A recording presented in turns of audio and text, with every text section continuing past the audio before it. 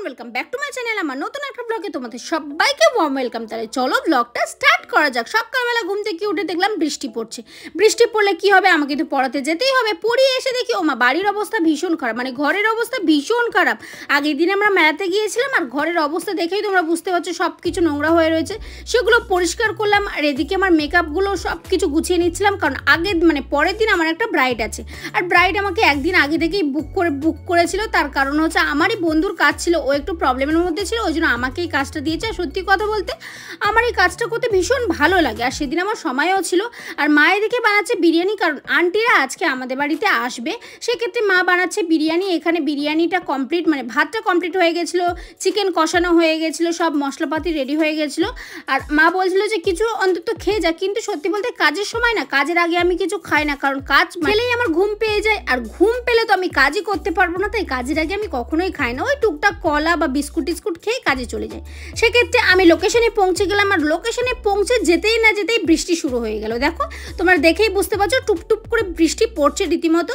আর আবহাওয়াটাও কিন্তু তখন হালকা হালকা বৃষ্টি পড়ছিল, তাই ভালোও ছিল। এদিকে আমি আধা ঘন্টা বসে রয়েছি, তারপরে ব্রাইড এলো। ওটা হয়ে থাকে নিয়ম কানুনের জন্য, নানা রকম সমস্যা হতেই থাকে। আর এদিকে ব্রাইডের সরঞ্জাম, আমার সরঞ্জাম সব ছড়িয়ে ছিটিয়ে রাখা আছে। তন্দ্রা এদিকে কলকা করছিল।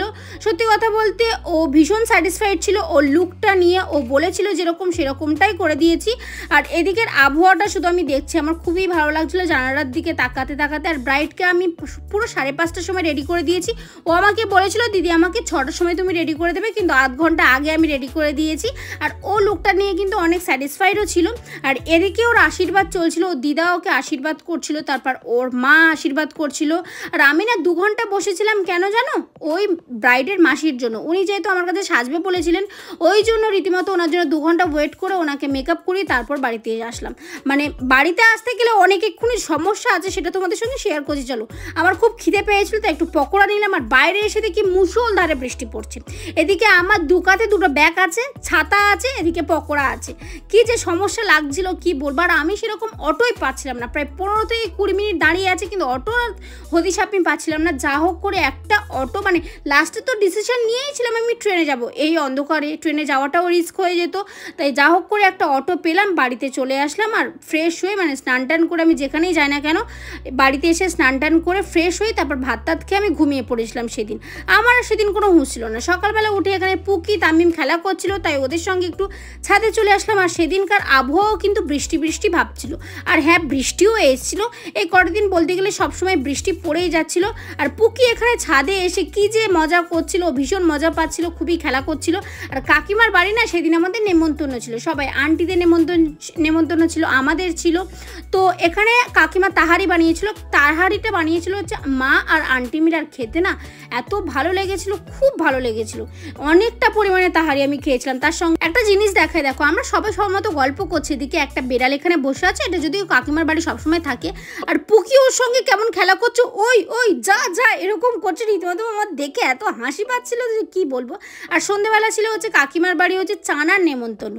তো চাটা খাওয়ার পরে কাকিমা এখানে আমাকে সব কিছু জোগাড় করে দিয়ে নিজে গল্প করতে পালিয়ে গেল। মা, কাকিমারা, তারপরে হচ্ছে আন্টিরা সবাই মিলে গল্প করছে। রান্নাঘরে এখানে বসে বসে ওদের গল্প শুনছে, আর আমি এদিকে চানা বানাচ্ছি। কি আর করা যাবে। আর এদিকে না তেঁতুলের জন্য আমাদের মনে হচ্ছিল চানাটা একদম ভালো হবে না, কিন্তু কি আর করা যাবে। লেবু ছিল আর জলজিরা ছিল, সেটা দিয়ে মিক্সড করে একটা সুন্দর করে চানা বানিয়েছিলাম। আর খেতে কিন্তু দুর্দান্ত হয়েছিল। সবাই এখানে চানা টানা খাওয়া হচ্ছিল আর গল্প গুজব হচ্ছিল। আর তারপর খাওয়া দাওয়ার পরে আবার বাড়িতে চলে আসলাম। আর পাপা এখানে বাজারে এনেছিল, সেটা তোমাদের সঙ্গে একটু শেয়ার করলাম। কোল্ড ড্রিঙ্কস তো পাপা প্রত্যেক দিনই আনে বলতে গেলে। ম্যাগিটা আমার জন্য, পাস্তাটা আমার জন্য। আমি একটু সকালবেলা ম্যাগিটা খেতে ভালোবাসি।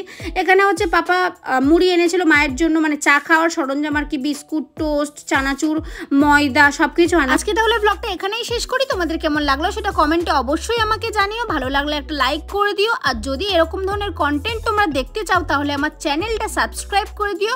তাহলে চলো আজকের মতো আসি।